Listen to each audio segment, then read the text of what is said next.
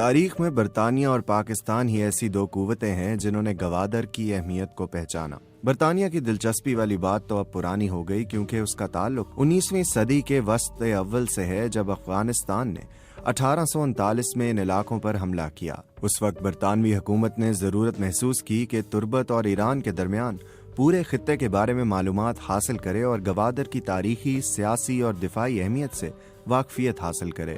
گوادر پر پاکستان کی توجہ تقسیم ہند کے فوراً بعد ہی مبذول ہو گئی تھی، اور اس نے اپنے قیام کے تقریباً 2 برس بعد سنجیدگی سے کوشش کی کہ یہ علاقہ اس کی تحویل میں آ جائے۔ بلوچ قبائل سے عمان اور پھر پاکستان کے قبضے میں آنے والی اس بندرگاہ پر انڈیا کی بھی نظریں تھیں۔ آپ سن رہے ہیں BBC اردو کی پوڈ کاسٹ اور میں ہوں سعد سہیل۔ بحیرہ عرب کے کنارے واقع اس ساحلی علاقے میں پاکستان کی دلچسپی کی وجوہات 2 تھیں: معیشت اور مضبوط دفاعی حصار۔ گوادر ان دونوں مقاصد کی راہ میں ایک بڑی دیوار کے طور پر حائل تھا۔ یہ دیوار صرف اس طور گرائی جا سکتی تھی اگر یہ علاقہ پاکستان میں شامل کر لیا جاتا۔ پاکستان اپنے قیام کے بعد اپنی تاریخ کے شاید سب سے بڑے اقتصادی بحران سے دوچار تھا، جب وہ سرکاری ملازمین کی تنخواہوں کی ادائیگی کے وسائل بھی نہیں رکھتا تھا۔ اسمگلنگ کی وجہ سے اس مسئلے کی سنگینی میں مزید اضافہ ہو گیا تھا، کیونکہ اس طرح سے قومی وسائل تیزی سے سکڑتے جا رہے تھے۔ اس زمانے میں اسمگلنگ کا ایک بڑا مرکز گوادر کی یہی پرانی اور غیر ترقی یافتہ بندرگاہ تھی۔ اگرچہ یہاں ایک ایئرپورٹ بھی موجود تھا، لیکن اس کے استعمال کی نوبت کبھی کبھار ہی آتی، اور 1956 میں آخری بار اسماعیلی برادری کے پرنس علی خان کی یہاں آمد کے موقع پر رونق دیکھی گئی تھی۔ دفاعی عدم تحفظ کے مسئلے سے نمٹنے کے لیے حکومت پاکستان نے مختلف جائزے مرتب کروائے، جن کے بعض منتخب حصے 25 ستمبر 1958 کو پاکستانی اخبار نوائے وقت میں شائع ہوئے۔ اس رپورٹ کے مطابق پاکستان بحیرہ عرب کی اس ساحلی پٹی کے ساتھ ساتھ گوادر کے مقام تک، جو پاکستانی سرزمین کا آخری مقام ہے، ایک سڑک تعمیر کرنے کا ارادہ رکھتا تھا، تاکہ ملک کا دفاع مضبوط بنانے کے ساتھ ساتھ اسمگلنگ پر بھی قابو پایا جا سکے۔ لیکن اس منصوبے کی راہ میں سب سے بڑی رکاوٹ گوادر کی صورت میں حائل تھی، جس پر اس کا کوئی اختیار نہیں تھا۔ رپورٹ کے مطابق یہی سبب تھا کہ حکومت پاکستان نے 1949 میں ہی گوادر کے حصول پر سنجیدگی سے توجہ دینا شروع کی۔ یہ کوششیں 1958 میں اپنے عروج پر پہنچ گئیں، جب پاکستان اور عمان کے درمیان اس معاملے میں فیصلہ کن بات چیت ہوئی، جس میں اس خطے میں سابق قابض قوت اور عمان میں فوجی اڈے رکھنے والی طاقت برطانیہ نے دونوں ملکوں کی معاونت کی۔ یوں اس زمانے کی غیر ترقی یافتہ بندرگاہ پاکستان کا حصہ بن گئی۔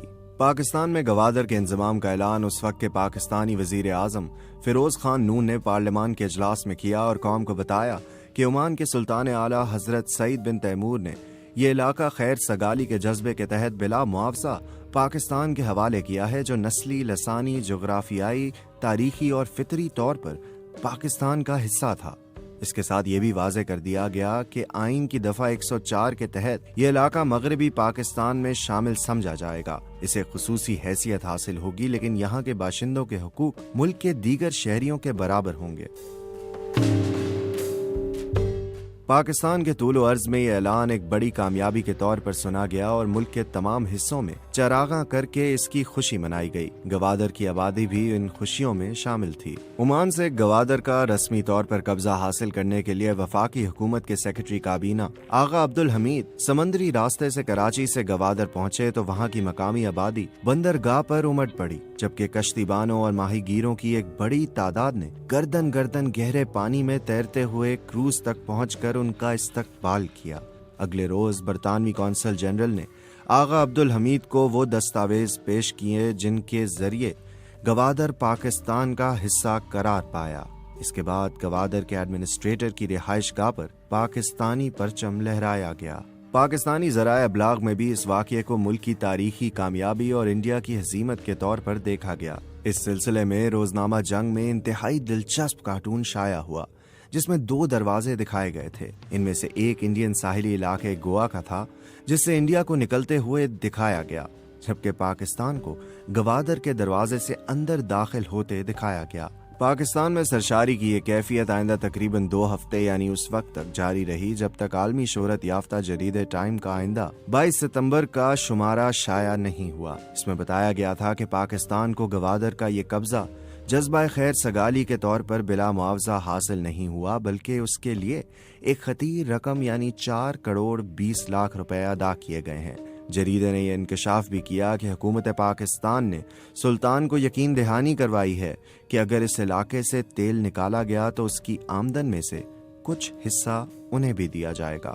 پاکستانی ذرائع ابلاغ نے یہ خبر بڑے نمایاں انداز میں شائع کی، جس سے ملک میں بحرانی کیفیت پیدا ہو گئی۔ حکومت پر الزام عائد کیا گیا کہ اس نے قوم کو غلط معلومات فراہم کی اور انہیں اندھیرے میں رکھا۔ اس ہنگامہ خیز صورتحال میں حکومت کچھ دنوں تک خاموش رہی، لیکن 24 ستمبر 1958 کے بعد گورنر مغربی پاکستان نواب مظفر قزلباش نے اپنے ایک پالیسی بیان کے ذریعے خاموشی توڑی۔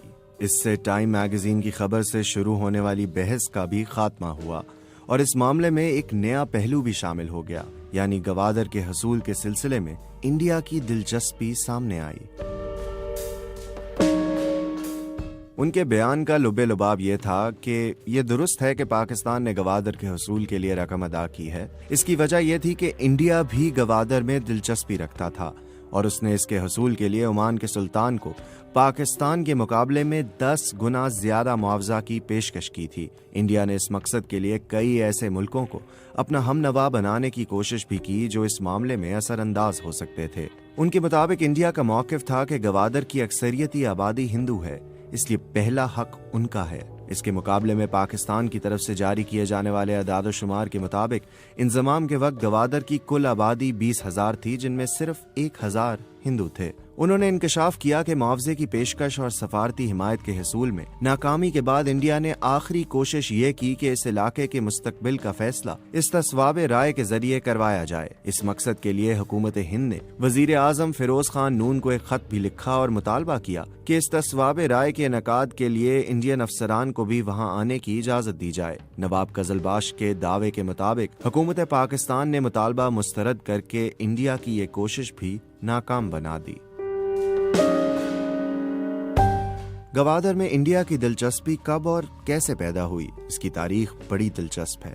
اس کہانی کا آغاز جنوری 1947 کو ہوتا ہے، جب عمان کے سلطان نے یہ محسوس کیا کہ ان کے ملک میں گوادر دور دراز اور بے آب و گیا علاقہ ہے، جہاں کا انتظام برقرار رکھنا ان کی حکومت کے لیے مسائل پیدا کر رہا ہے۔ اس مقصد کے لیے خلیج فاسٹ ریزیڈنسی بحرین نے حکومت انڈیا کے سیکرٹری کو خط لکھا، جس میں سلطان کی طرف سے ریاست کلات کو گوادر کی فروخت کے ارادے سے آگاہ کیا گیا تھا۔ برطانوی حکومت چونکہ بہت پہلے سے ہی اس علاقے میں دلچسپی رکھتی تھی، لہٰذا اس نے پیشکش پر غور کیا، لیکن اس وقت اس کے لیے دوسری عالمی جنگ درد سر بنی ہوئی تھی، جس سے پہلے نمٹنا ضروری تھا۔ چنانچہ فیصلہ کیا گیا کہ اس معاملے کو جنگ کے خاتمے تک ملتوی کر دیا جائے۔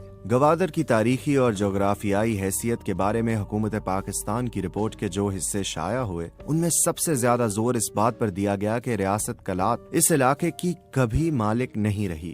اس کا ثبوت کئی تاریخی دستاویزات اور ایک برطانوی سیاح میجر جنرل سر چارلز میٹکیف میکگریگر کی 19ویں صدی میں شائع ہونے والی کتاب وانڈرنگز ان بلوچستان سے پیش کیا گیا۔ اس کتاب کے مطابق یہ علاقہ سکندر اعظم کے زمانے سے مکران کا حصہ رہا ہے۔